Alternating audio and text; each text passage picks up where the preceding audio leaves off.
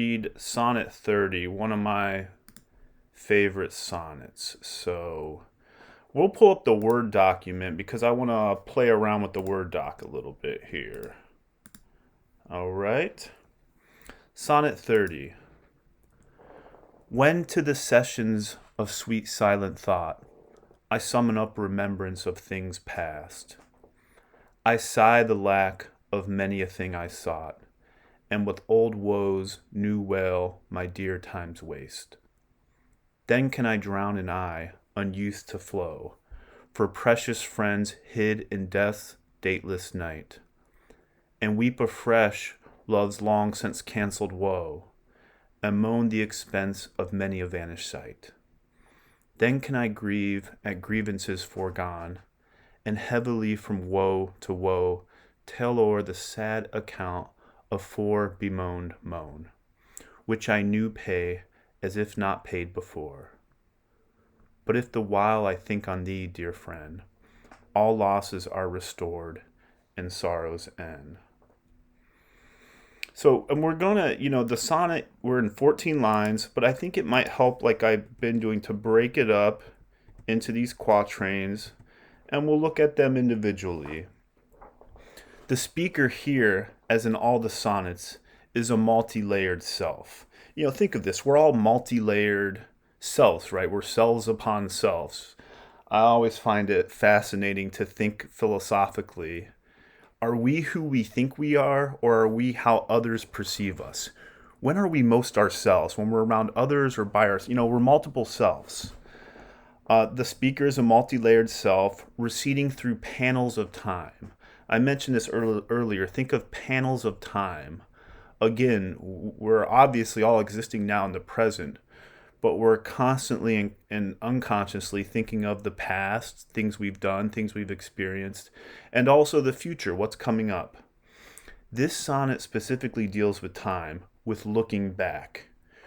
And we can give the panels of time names like now, recently, before that, yet farther back, and in the recent past.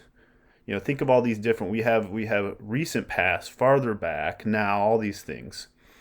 The speaker of the poem, sonnet, has long since been stoic. He's tempered his feelings. He's tried to remain stoic, right? Where tears have for a long time been unused to flow. There we go. Tears unused to flow. At the beginning of the poem, he deliberately, purposefully makes these tears flow again for the sake of feeling emotions. He calls up the griefs of the past. When to the sessions of sweet silent thought. He's sitting, we're sitting alone, right? I summon up remembrance of things past. He's calling up the past. I sigh the lack of many a thing I sought. So, there's this bemoaning, this sigh of things unreconciled, things not received, things not accomplished, things not done, relationships not tied up, bad things that have happened. And with old woes, new wail my dear time's waste. So conjuring up these past experiences, these past sadnesses, this melancholy, he's able to feel, right? Who he's trying to cut off these feelings for so long.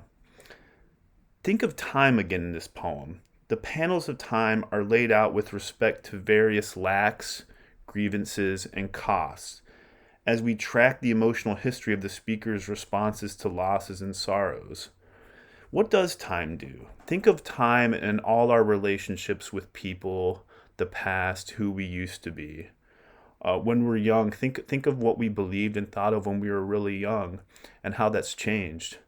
Hell, think of what you believed, thought, felt just a few years ago, right? And how that's changed. Old friends who you're no longer friends with, romantic partners who you've had falling out and reconciled or not, family members.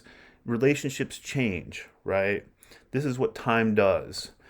And even though we might no longer speak and talk to these people, the relationship isn't concretized, right? It changes, right? Just because we grow, mature, think differently, and so forth.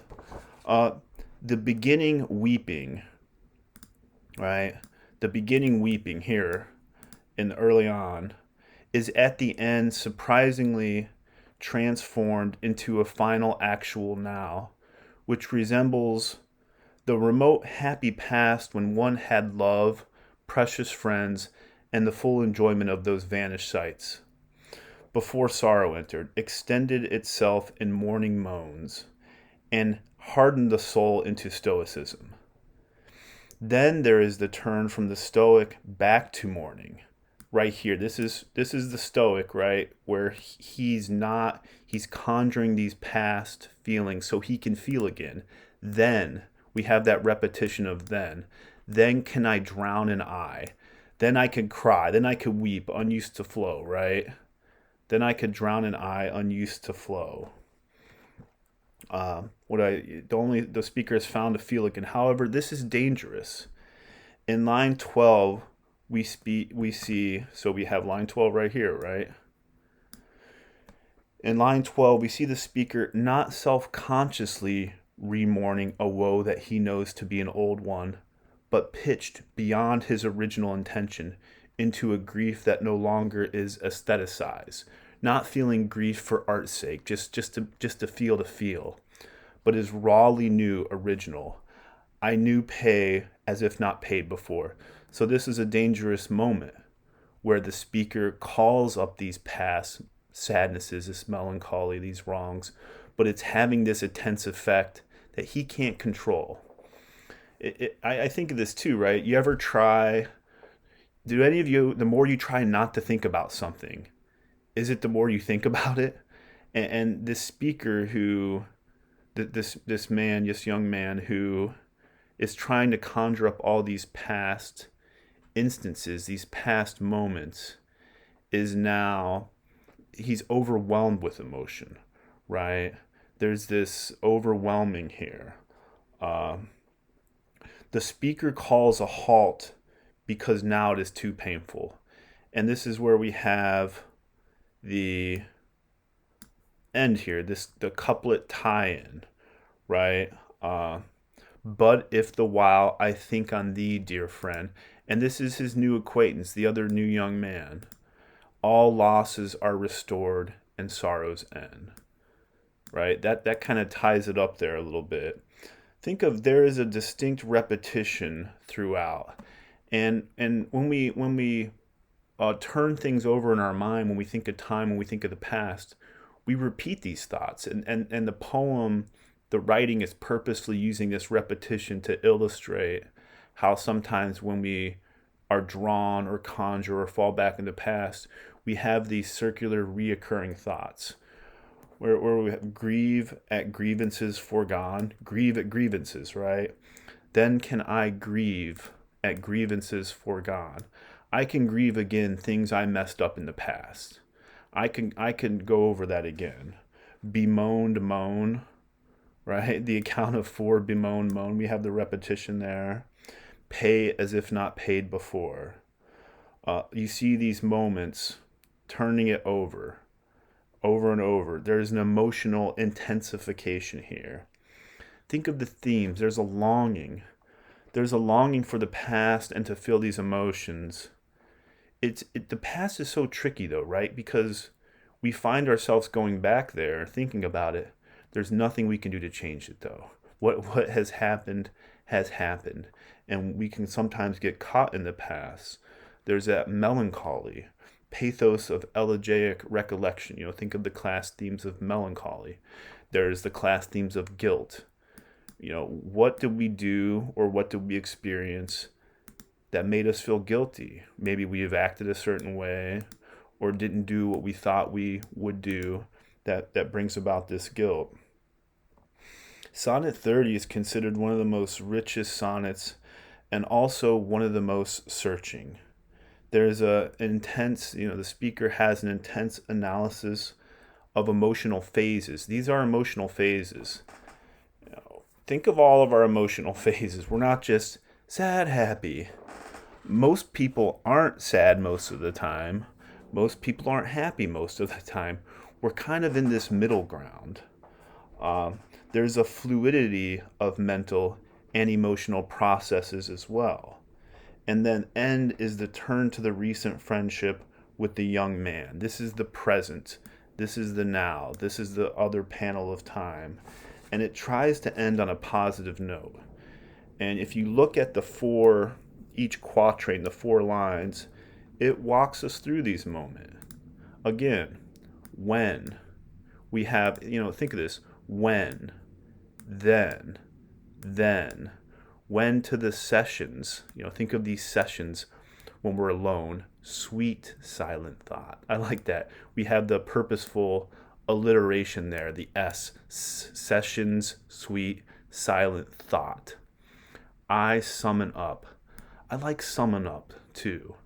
When we summon things, we summon the past, we summon these histories, we summon these people, relationships, thoughts, things with others, remembrance, things past. Things is so broad.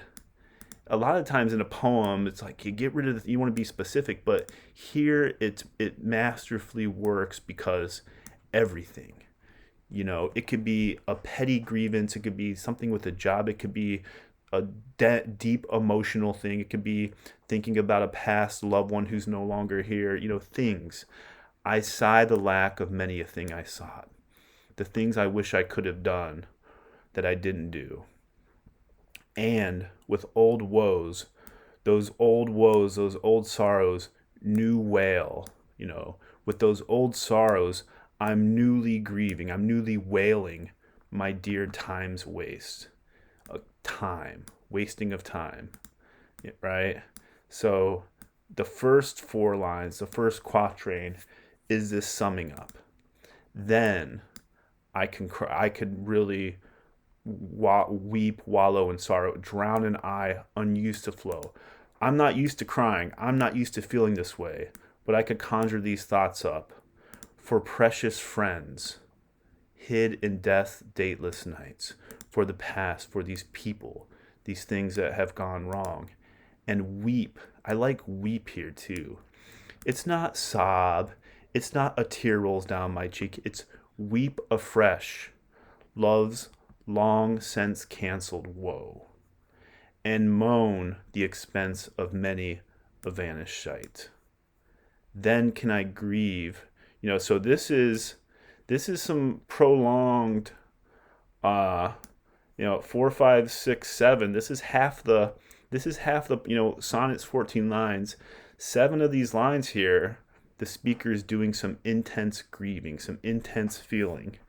Then can I grieve at grievances foregone, and heavily from woe to woe, tell o'er the sad account of for bemoan. Well, which I now know, we have 8 lines here. I'm wrong. Which I knew pay, as if not paid before.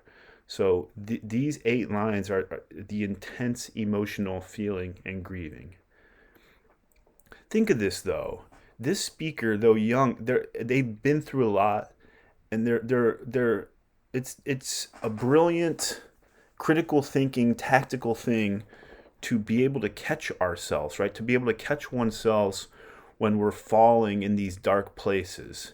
He leads himself there, but he catches himself. This which I knew pay, it's overwhelming. And then the final, but he's able to pull himself out of these dark spots. But if the while I think on thee, dear friend, all losses are restored and sorrows end.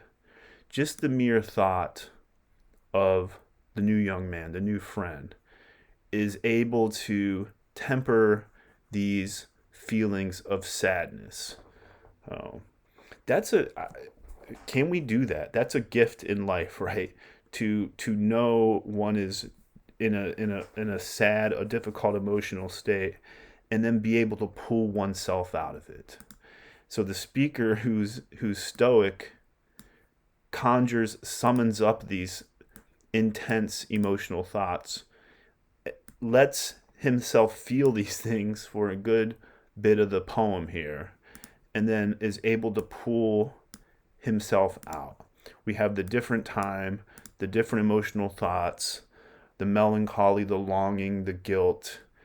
But at the end, there's the ability to pull oneself out of those dark spots.